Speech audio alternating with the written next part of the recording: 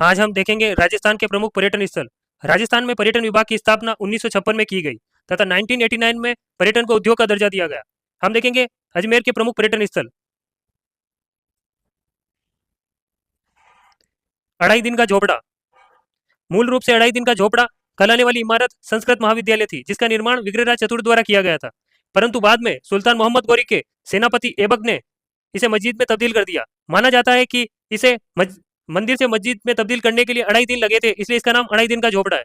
और दूसरी एक और कहावत है कि इसमें पंजाब शाह बाबा का अढ़ाई दिन का उर्स लगता था, इसलिए इसका नाम अढ़ाई दिन का झोपड़ा रखा गया है। ख्वाजा साहब की दरगाह। अजमेर में सर्वाधिक देसी और विदेशी पर्यटन ख्वाजा मोइनुद्दीन चिश्ती की दरगाह पर मन्नत मांगने आते हैं तथा मन्नत पूरी होने पर चादर चढ़ाते हैं। सभी धर्मों के लोगों में ख्वाजा साहब की बड़ी मान्यता है।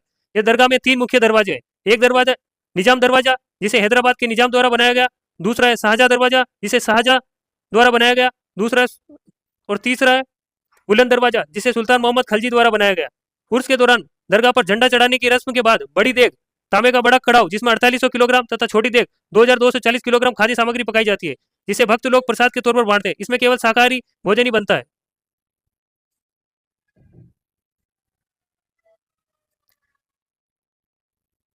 आना सागर झील। आना सागर झील ये एक कृत्रिम झील है, जिसे राजा अजयपाल चौहान के पुत्र अर्णोराज चौहान ने बनाया था। इन्हें आना जी भी कहा जाता है। इन्हीं के नाम पर आना सागर झील का नाम रखा गया। किसके नाम पर? अर्णोराज चौहान के नाम पर। इसके निकट दौलत बाग है, जिसे मुगल सम्राट जहांगीर द्वारा बनाया गया, तथा पांच बरादरियां हैं, जिसे सम्राट शाहजहां द्वारा बनाया गया था। ये पांच बरादरियां संगमरमर से निर्मित है, सफेद मार्बल से निर्मित है। मेयो कॉलेज भारतीय राजघरानों के बच्चों के लिए यह बोर्डिंग स्कूल हुआ करता था।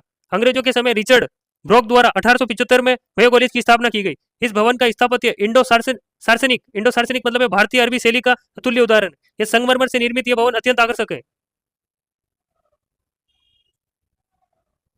सोनी जी की नसिया 19वीं सदी में निर्मित यह जैन मंदिर भारत के समृद्ध मंदिरों में से एक है। इसके मुख्य कक्ष को स्वर्ण नगरी का नाम दिया गया है। इसका प्रवेश द्वार लाल पत्थर से बना है तथा अंदर संगमरमर की दीवारें बनी है, जिन पर काष्ठ आकृतियां तथा शुद्ध स्वर्ण पत्रों पर जैन तीर्थकरों की छवियां चित्रित की गई है। सोनी जी की नसिया कहाँ पे? अजमेर में। ब्रह्मा मंदिर पूरे विश्व का एकमात्र ब्रह्मा जी का मंदिर पुष्कर में स्थित है।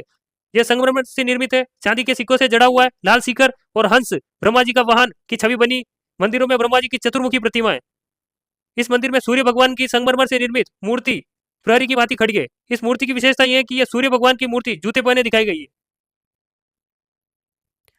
सावित्री मंदिर ब्रह्मा मंदिर के पीछे ऊंची पहाड़ी पर सावित्री मंदिर है, जो ब्रह्मा जी की पहली पत्नी थी। मंदिर तक पहुंचने के लिए सुविधाजनक सीढ़ियां बनी हुई है। ऊपर चढ़कर मंदिर से नीचे की ओर झील, मंदिर और रेत के टीलों का विहंगम दृश्य देखा जा सकता है।